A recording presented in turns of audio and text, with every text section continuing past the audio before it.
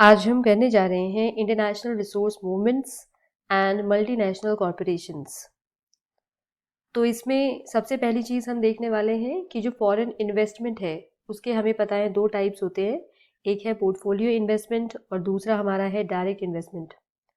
Portfolio investment purely financial assets होते हैं, जैसे कि बॉन्ड्स इसके अंदर आ सकता है। अब जब बॉन्ड में इन्वेस्ट किया जाता है तो इसमें होता क्या है, यहाँ पे इन्वेस्टर कर क्या रहा है, वो सिर्फ कैपिटल को लेंड कर रहा है, कैपिटल को दे रहा है बेसिकली, ताकि उसे फिक्स्ड पे आउट्स या हम बोलें कि रेगुलर इंटरवल पे रिटर्न मिल सके। उसके बाद उसको जो प्री स्पेसिफाइड डेट होगा उस पे उसको बॉन्ड का जो फेस वैल्यू है वो भी दे दिया जाएगा। और अगर हम यहाँ पे स्टॉक की बात करें तो एक इन्वेस्टर क्या कर सकता है, इक्विटी परचेज कर सकता है। और बेसिकली ये जो पोर्टफोलियो या फाइनेंशियल इन्वेस्टमेंट का काम होता है, ये किया किसके थ्रू जाता है, कोई फाइनेंशियल इंस्टीट्यूशंस हो सकते हैं जो इस काम को संभालते हैं, जैसे बैंक हो सकता है या कोई और फाइनेंशियल इंस्टीट्यूशन भी इसके अंदर आ सकता है। अब डायरेक्ट इन्वेस्टमेंट की जब हम बात करते हैं तो direct investment basically real investment है, किसी फैक्ट्री में, कैपिटल गुड्स के अंदर, ज़मीन में, इन्वेंट्रीज में, इन सब चीज़ों में। तो हमारा जो डायरेक्ट इन्वेस्टमेंट होता है इसमें कैपिटल और मैनेजमेंट दोनों इन्वॉल्व होते हैं, कैपिटल मैनेजमेंट दोनों इन्वॉल्व होगा। और यहाँ पे जो इन्वेस्टर है उसका कंट्रोल होता है जो कैपिटल उसने इन्वेस्ट किया है उसमें। तो ये अक्सर हम देखते हैं इस फॉर्म में होता है कि अगर एक फर्म है उसने अपनी कोई सब्सिडरी खोल दी है या किसी और फर्म पे कंट्रोल स्टैब्लिश करना चाह रहा है, तो अगर ऐसा कुछ होगा तो वो डायरेक्ट इन्वेस्टमेंट के अंदर माना जाता है। और इसकी डेफिनेशन थोड़ी स्लाइटली डिफर कर सकती है अलग अलग नेशंस में। जैसे अगर हम यूएस की बात करें तो वहाँ पे अ, अगर आपने किसी फर्म का 10% या उससे ज़्यादा स्टॉक परचेज कर लिया है तो इसको डायरेक्ट इन्वेस्टमेंट कंसिडर किया जाएगा। पर यूजुअली अगर हम बात करें तो मल्टीनेशनल कॉरपोरेशन जो मैन्युफैक्चरिंग, रिसोर्स एक्सट्रैक्शन, इन सारे सर्विसेज प्रोवाइड करने में, इन सारे कामों में लगे हैं, उसको हम इसके अंदर कवर करते हैं। और आज की डेट में जितना इम्पोर्टेंट पोर्टफोलियो इन्वेस्टमेंट है उतना ही इम्पोर्टेंट हमारा डायरेक्ट इन्वेस्टमेंट भी है। अब हमारा टॉपिक है motives for international portfolio investment, कि इंटरनेशनली कोई पोर्टफोलियो में इन्वेस्ट करता ही क्यों है, इसका क्या रीज़न हो सकता है। तो सबसे बड़ा रीज़न तो हम सब समझ ही सकते हैं कि अगर कोई इंसान इंटरनेशनल पोर्टफोलियो में इन्वेस्टमेंट करना चाहता है तो उसका मेजर रीज़न होता है कि वो हायर रिटर्न्स जो है वो अर्न करना चाहेगा अब्रॉड से। तो अगर एक नेशन है उसका कोई रेजिडेंट है, वो कई बार दूसरे नेशन में बॉन्ड्स वगैरह परचेज कर लेता है अगर उसको लगता है कि उस नेशन में वो बेटर रिटर्न्स उसको देगा, ये इन्वेस्टमेंट उसको बेटर रिटर्न्स देगा। तो फर्स्ट ऑफ ऑल एक तो यही बात है। पर इससे रिलेटेड एक इंटरेस्टिंग सा क्वेश्चन अक्सर लोग सोचते हैं, वो ये होता है कि मान लो अगर दो नेशन है, nation A and nation B, तो इसमें एक चीज़ लोग मानते हैं कि अगर नेशन ए है उसके रेजिडेंट्स ऐसा मानते हैं कि नेशन बी में प्रॉफिटेबिलिटी ज़्यादा होगा, रिटर्न्स बेटर आएंगे, और वो नेशन बी में इन्वेस्ट कर देते हैं, पोर्टफोलियो इन्वेस्टमेंट कर देते हैं।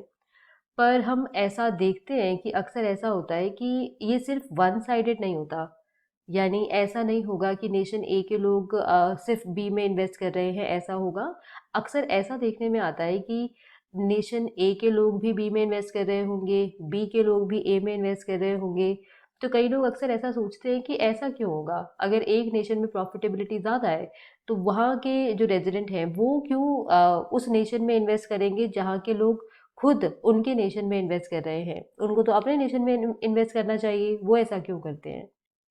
तो इसका रीज़न है बेसिकली रिस्क, कि हम रिस्क को देख के इन्वेस्टमेंट करना चाहते हैं। तो एक नेशन है वो देखेगा, उसका रेजिडेंट चेक करेगा कि अपने नेशन के अंदर, यानी डोमेस्टिक अगर वो इन्वेस्टमेंट करना चाह रहा है, पोर्टफोलियो इन्वेस्टमेंट करना चाह रहा है, तो उसमें कितना रिस्क है। उसी तरह से वो ये भी देखना चाहेगा कि दूसरे नेशन में रिस्क फैक्टर कितना ज़्यादा है।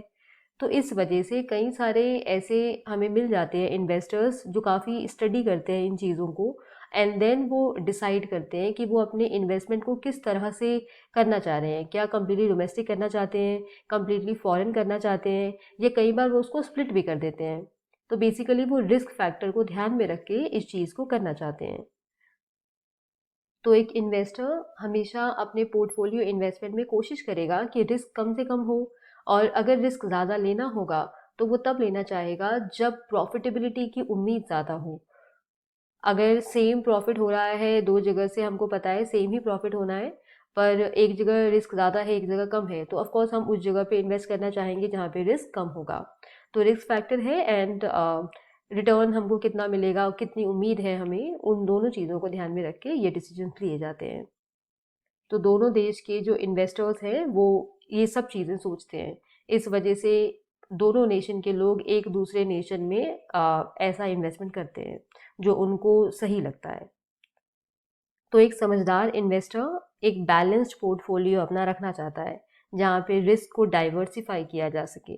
तो बेसिकली रिस्क डाइवर्सिफिकेशन इस चीज़ को आंसर करेगा कि हम जो टू वे कैपिटल फ्लोज को देखते हैं।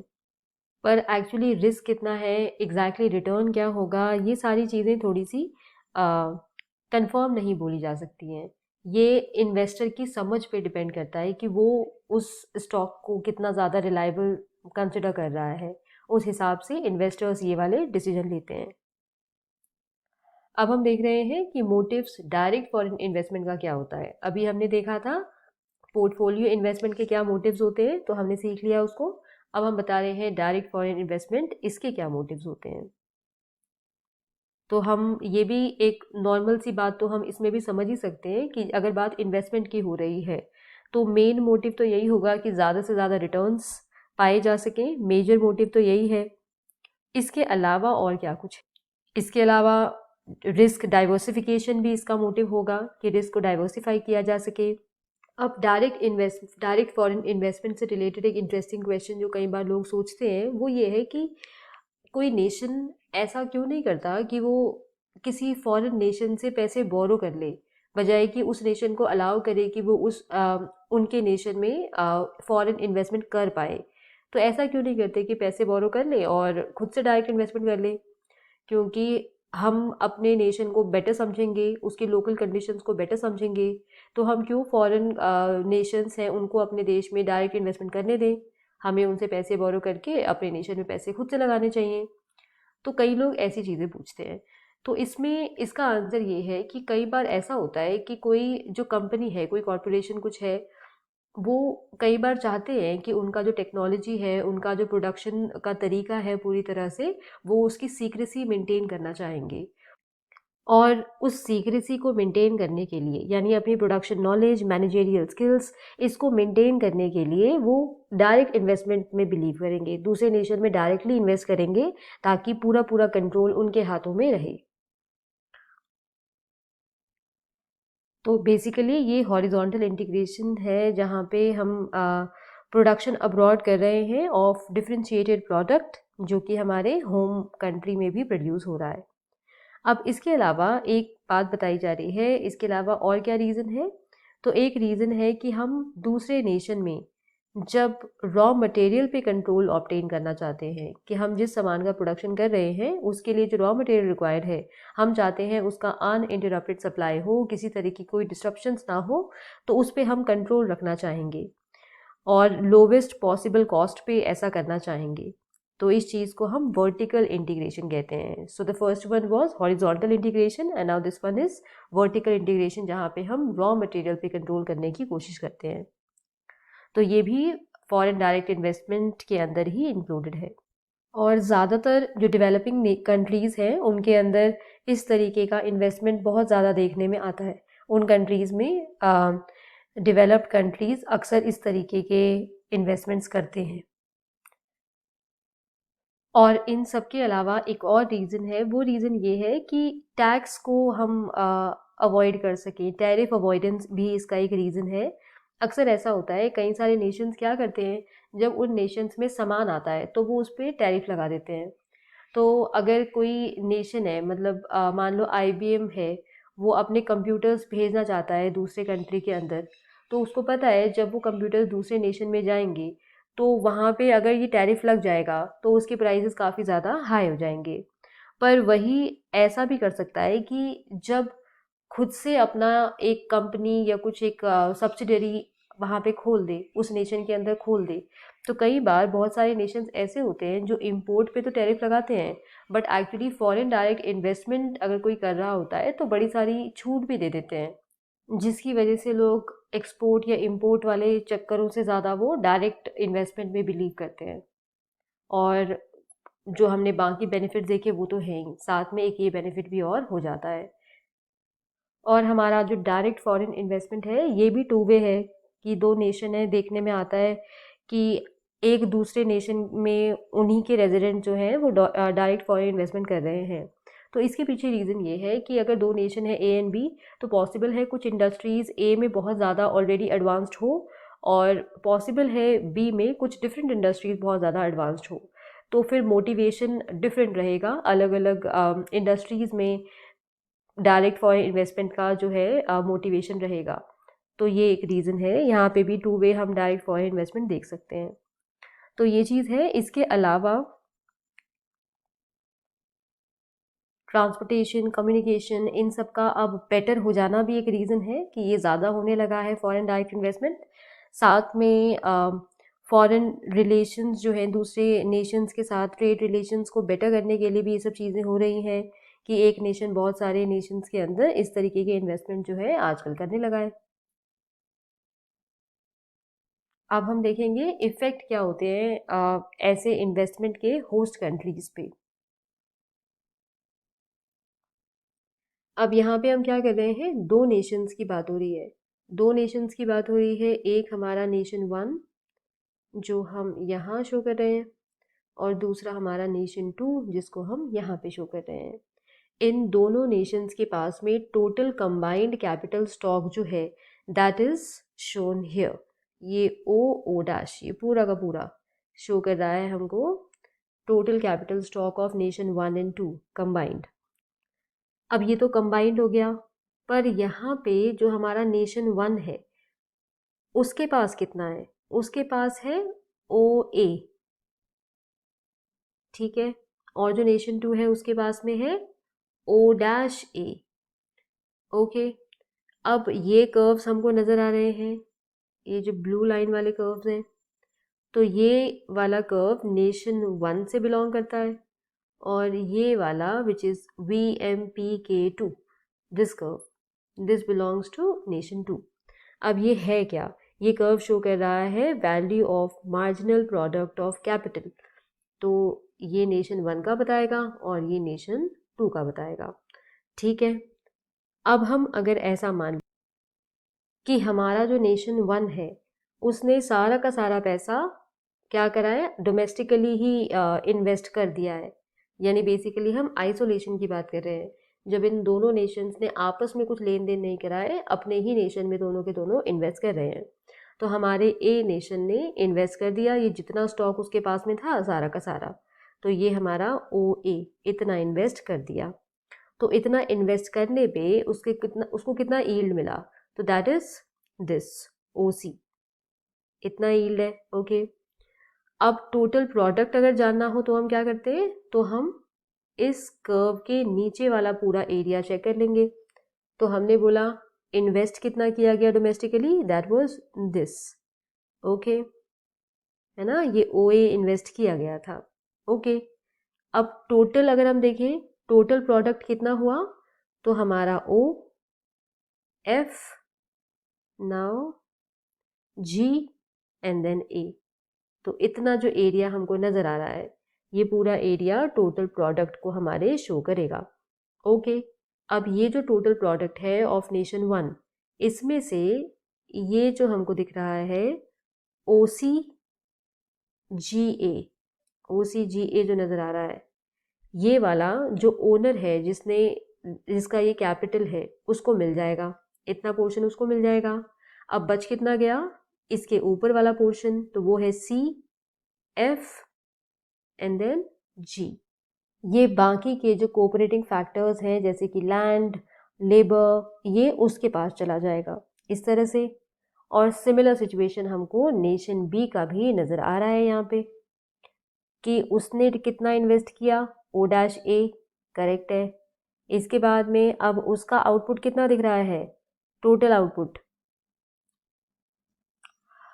तो नेशन 2 का जो टोटल आउटपुट है दैट इज O-JMA, इतना। इस पूरे पोर्शन में से इतना पोर्शन जो कि है O-HMA, इतना हमारे ओनर को मिल जाएगा जो कैपिटल का ओनर है, और ये जो ट्राइंगुलर पोर्शन है दैट इज JMH, ये वाला पोर्शन जो कोऑपरेटिंग फैक्टर्स है उनको मिल जाएगा। अब ये सिचुएशन नेशन 1 और नेशन 2 की तब होगी जब हम बात कर रहे हैं कि ये आइसोलेशन का केस है।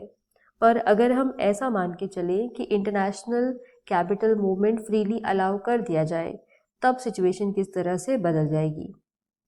तो हम देख सकते हैं कि जो नेशन 1 था उसमें रिटर्न कितना आ रहा था OC, जबकि नेशन 2 में कितना आ रहा है O-H, इतना। तो इस वजह से हम देखेंगे अगर फ्री कैपिटल मूवमेंट अलाउ कर दिया जाएगा तो नेशन 1 से कैपिटल मूव करेगा टू नेशन 2, यानी बेसिकली नेशन 1 से इन्वेस्टमेंट देखने में आएंगे इन नेशन 2। तो जब ऐसा होगा तो ये जो फ़र्क हमको दिख रहा है, जो रिटर्न्स का फ़र्क, वो ठीक हो जाएगा और दोनों नेशंस में ये BE हो जाएगा, दोनों नेशंस के अंदर BE हो जाएगा, यानी यहाँ पे हम ON से देख सकते हैं और यहाँ पे O-T से, तो ऑल आर इक्वल एक्चुअली। तो यहाँ पे अब बराबर हो जाएगा, दोनों नेशन के अंदर रिटर्न्स बराबर हो जाएंगे।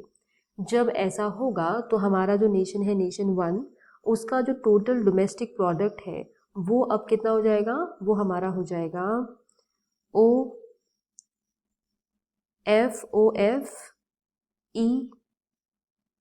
OFEB, इतना। साथ में इसमें आ जाएगा BARE, इतना, इतना आ जाएगा। तो अगर हम ध्यान दें पहले कितना था, पहले हमारा आ रहा था OF पहले भी था राइट, इसके बाद में GA था, करेक्ट है। अब टोटल पोर्शन बढ़ कितना गया, तो अभी क्या हुआ है, अभी OBEF आ रहा है, साथ में हम बोल रहे हैं इतना और हो गया, ये वाली चीज और हो गई है ना, करेक्ट है। अब इतना तो पहले भी था, इतना पोर्शन तो पहले भी था,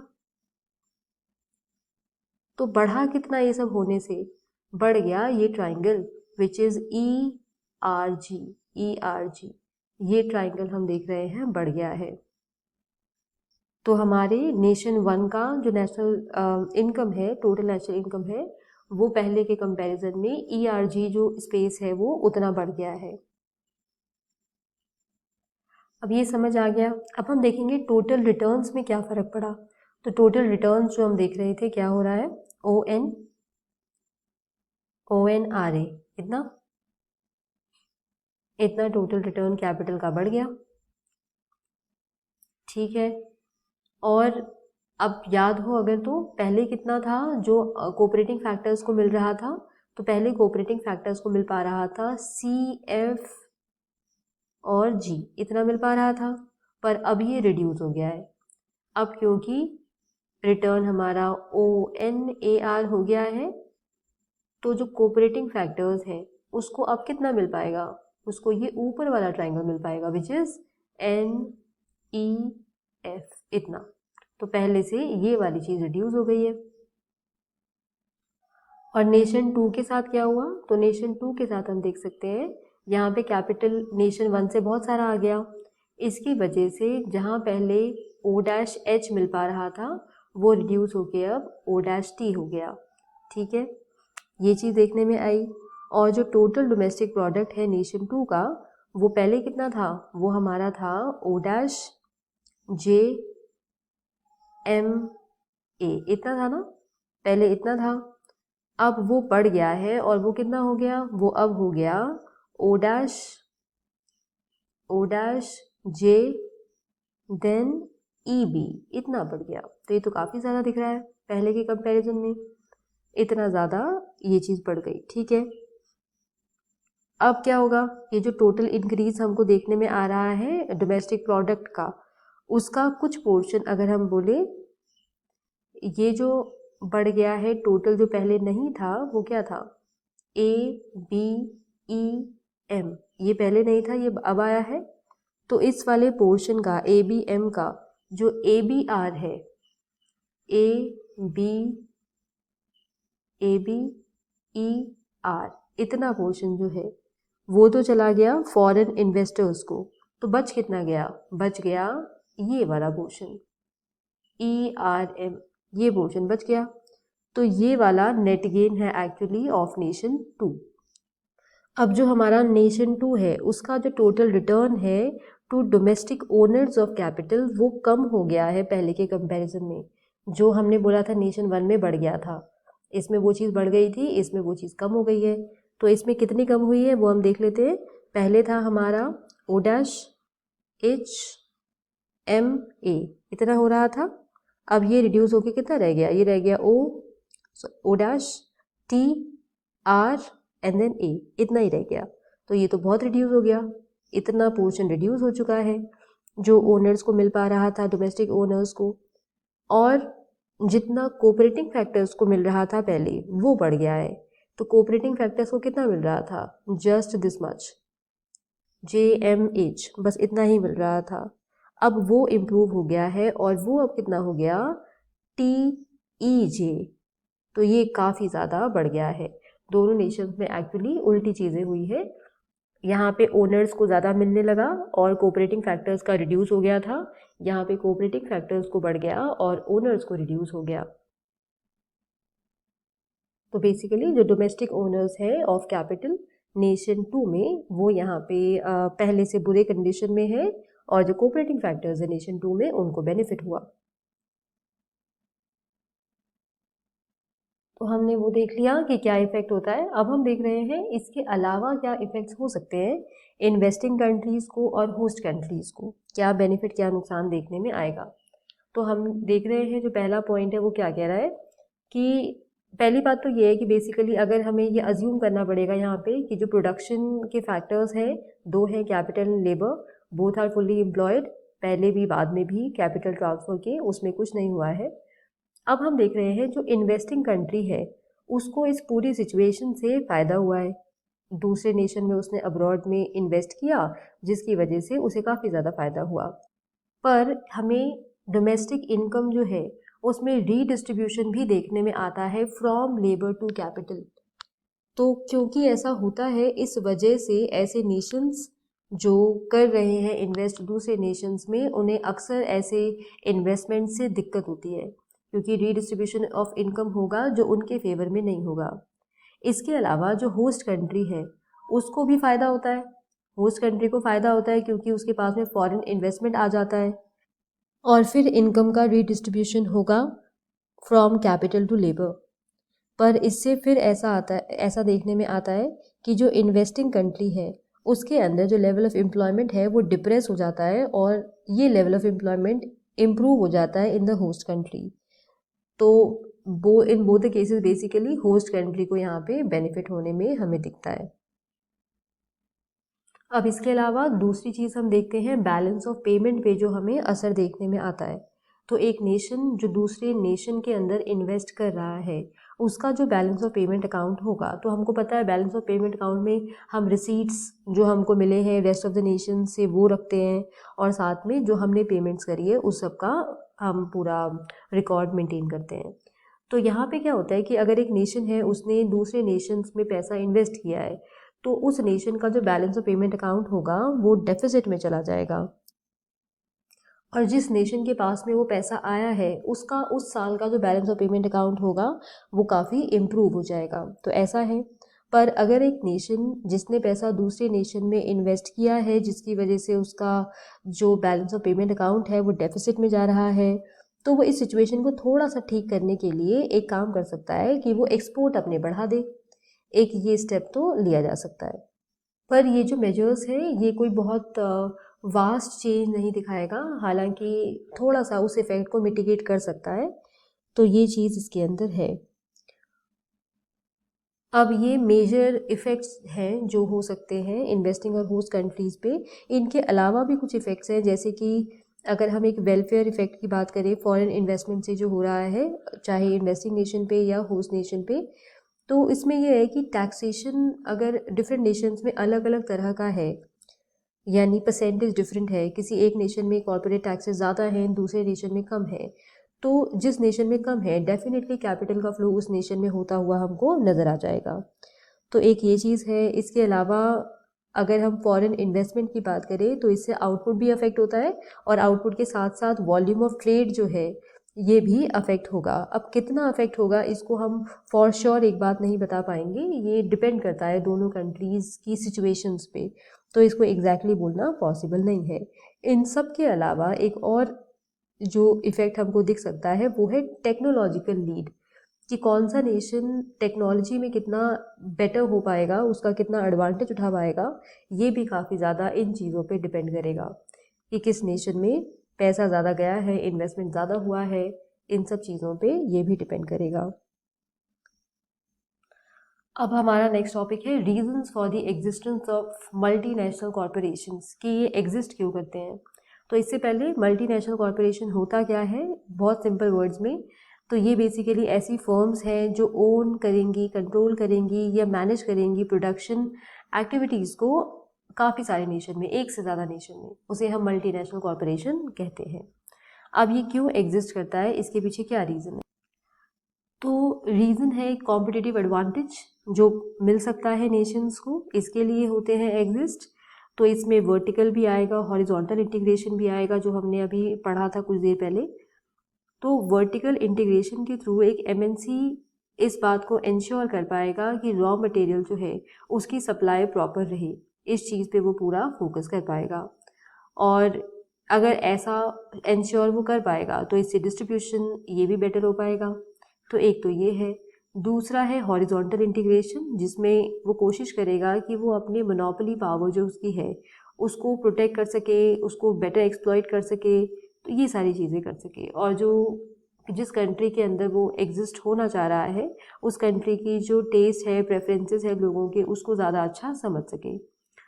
तो ये है। इसके अलावा जो हमारे एमएनसीज हैं उसको और क्या कॉम्पिटिटिव एडवांटेज होता है, तो वो इकोनॉमीज ऑफ स्केल का भी होगा, कि अगर एक कॉरपोरेशन है वो सिर्फ एक नेशन में एग्जिस्ट कर रहा है तो उसका स्केल ऑफ प्रोडक्शन उतना बड़ा नहीं होगा, बजाय कि वो डिफरेंट नेशंस के अंदर अपनी सब्सिडरीज को खोल दे। ये है। साथ में R&D का बेटरमेंट होगा, रिसर्च एंड डेवलपमेंट वो बेटर होगा, अलग अलग नेशंस में मार्केट का क्या हाल है उसको समझने में हेल्प मिलेगा। तो ये सारी चीज़ें यहाँ पे फ़ायदा कर देती है। और साथ में जो लेबर का डिवीज़न है वो बेटर होगा, स्पेशलाइजेशन प्रोडक्शन में लाना पॉसिबल होगा। बहुत सारे रीज़न हैं जो एनकरेज करते हैं कंट्रीज़ को एमएनसी ज़्यादा इस्टेब्लिश करवाने के लिए, कि अपने नेशन के कॉरपोरेशन को एनकरेज करने के लिए कि वो दूसरे नेशंस में अपनी सब्सिडरीज खोलें। जब बड़े कॉरपोरेशंस को ऐसा रियलाइज़ होता है कि दूसरे नेशंस में जो है रिटर्न्स बेटर आ सकते हैं इन्वेस्टमेंट से, तो वो उसकी तरफ भी जाते हैं अपने प्रॉफिट को बढ़ाने के लिए। तो ये सब चीज़ें होंगी। साथ ही साथ जो एमएनसीज होते हैं वो बेटर पोजीशन में होते हैं कंट्रोल करने के लिए, या अपने एनवायरनमेंट को अपने एडवांटेज में यूज़ करने के लिए एक बेटर पोजीशन में होंगे, बजाय कि एक ऐसा फर्म जो कम्प्लीटली नेटिव है, नेशनल फर्म है, उससे बेटर सिचुएशन में वो होंगे, क्योंकि उन्हें ऐसे नेशंस का फ़ायदा हो जाता है जिन नेशंस के अंदर जो वेज है वो कम है, तो वो सस्ते से सस्ता काम करा पाएंगे, कॉस्ट इफ़ेक्टिव रहते हैं, और बड़ी सारे और उनको बेनिफिट्स यहाँ पे हो पाएंगे।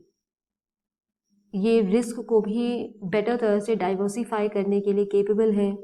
तो हमने एग्जिस्टेंस के रीज़न देखे ऑफ मल्टीनेशनल कॉरपोरेशन, वो बहुत सारे हैं, इसी वजह से वो एग्जिस्ट कर रहे हैं, क्योंकि इसके बहुत सारे बेनिफिट्स हैं, तो इस वजह से एमएनसीज एग्जिस्ट कर रहे हैं। अब उनके एग्जिस्ट करने से जो होम कंट्री है उन्हें किस किस्म की प्रॉब्लम्स को फेस करना पड़ता है, तो हम देख रहे हैं नंबर 1 इज़ जो डोमेस्टिक जॉब्स हैं वो काफ़ी ज़्यादा कम हो जाती हैं फॉरेन डायरेक्ट इन्वेस्टमेंट के थ्रू। हालांकि जॉब क्रिएशन भी होता है फॉरेन डायरेक्ट इन्वेस्टमेंट के थ्रू, पर जितना जॉब लॉस होता है उस कम जॉब क्रिएशन के लिए वो बहुत ज़्यादा सीवियर है।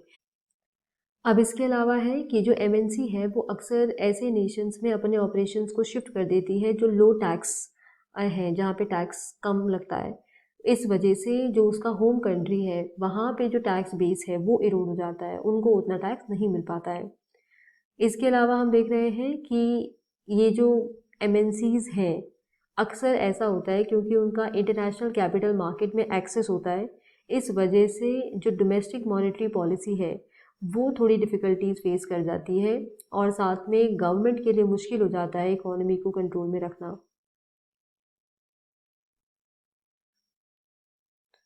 अब इस सब के अलावा अब हम देख रहे हैं problems created by multinational corporation in the host country.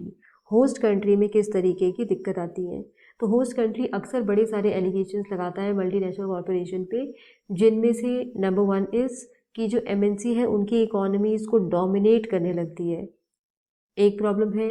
दूसरा प्रॉब्लम है कि एमएनसीज की वजह से जो होस्ट कंट्री है वो टेक्नोलॉजिकली डिपेंडेंट बन जाता है उन एमएनसीज पे, क्योंकि वो ऐसे प्रोडक्ट को प्रोड्यूस कर रहे होते हैं जो उस नेशन के लोग जो हैं, होस्ट कंट्री के नेशन के लोग हैं, वो यूज़ करने लगते हैं और वो टेक्नोलॉजी उन एमएनसीज के पास ही रहती है, वो सीक्रेसी मेंटेन करते हैं। इस वजह से जो होस्ट कंट्री है वो उन पे टेक्नोलॉजिकली डिपेंडेंट हो जाता है।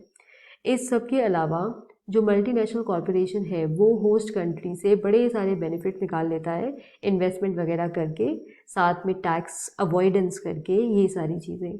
तो इन सब चीज़ों की वजह से होस्ट कंट्री भी बड़ी सारी कंप्लेंट्स रखता है एमएनसीज के अगेंस्ट, और इस वजह से कुछ नेशंस ऐसे भी हैं जो डेवलपिंग हैं और वो सिर्फ जॉइंट वेंचर्स ही अलाउ करते हैं, यानी टोटल उनका कंट्रोल कई बार अलाउ नहीं करते हैं, इन्हीं सारी प्रॉब्लम्स को देखते हुए।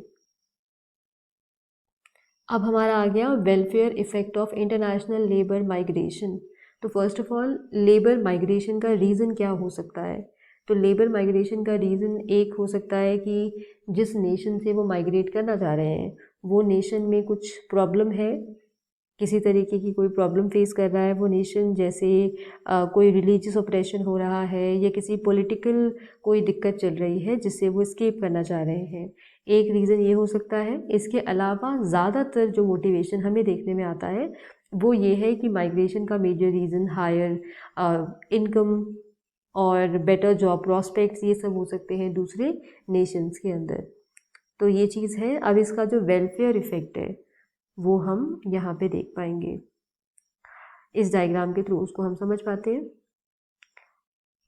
अगर पहले वाला डायग्राम जो हमने डिस्कस किया था वो समझ आ गया है तो इसमें कोई बड़ी बात नहीं है, एग्जैक्टली सेम है, बस यहाँ हम बात लेबर की कर रहे हैं। तो हमने यहाँ पे शो कर दिया है टोटल सप्लाई ऑफ लेबर दोनों नेशंस में कंबाइंड कितना है, वो हम यहाँ शो कर रहे हैं।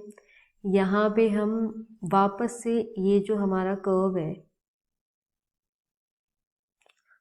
और ये जो कर्व है, ये दोनों जो कर्व है ये हमको शो कर रहे हैं the value of marginal revenue product of labour, ये वाला नेशन 1 में शो कर रहा है और ये हमको नेशन 2 में शो कर रहा है। अब हम माने हमारा जो नेशन 1 है उसका लेबर सप्लाई है ओ ए, ठीक है, और हमारे नेशन 2 का लेबर सप्लाई है ए ओ डैश, ठीक है।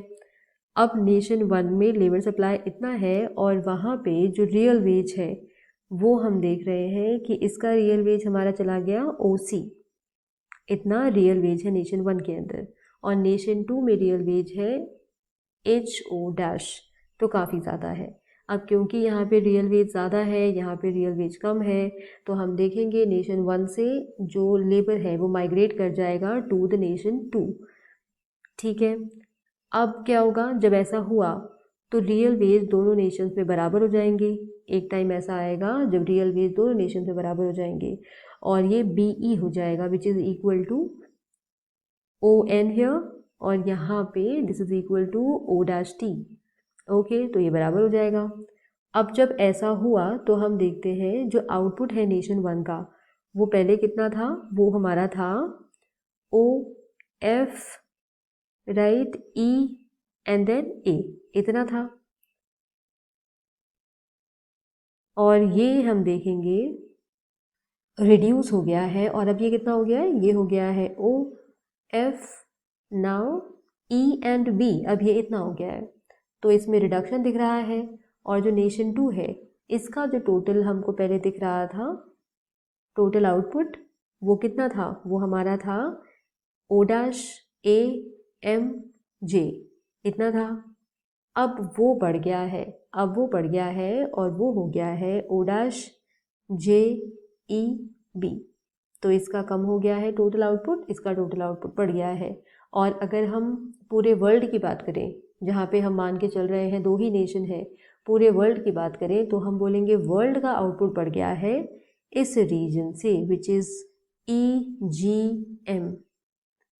तो ये वाला रीजन पहले नहीं था, और अब जो लेबर माइग्रेट वगैरह कर गए हैं उसके बाद ये चीज़ बढ़ गई है।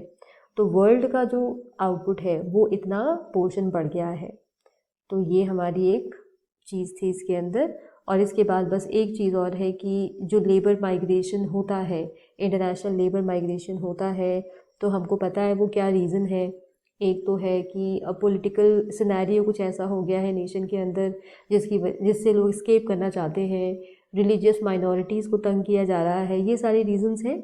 इनके अलावा हमने बोला कि ज़्यादा इनकम के लिए होता है, ठीक है, पर एक दिक्कत है इस चीज़ से रिलेटेड जिसको हम कहते हैं ब्रेन ड्रेन, जिसका मतलब है कि एक हाईली स्किल्ड लेबर जो है, एक हाईली स्किल्ड वर्कर एक नेशन से दूसरे नेशन में चला जाता है, उसका जितना भी एक्सपेंस हुआ उसके उस स्किल को डेवलप करने में, वो तो उसको होम कंट्री से मिला, सारा कॉस्ट बियर उस कंट्री ने किया, पर एक्चुअली उसका बेनिफिट अब दूसरे नेशन को होगा अगर वो परमानेंटली किसी दूसरे नेशन में शिफ्ट हो जाता है, माइग्रेट कर जाता है।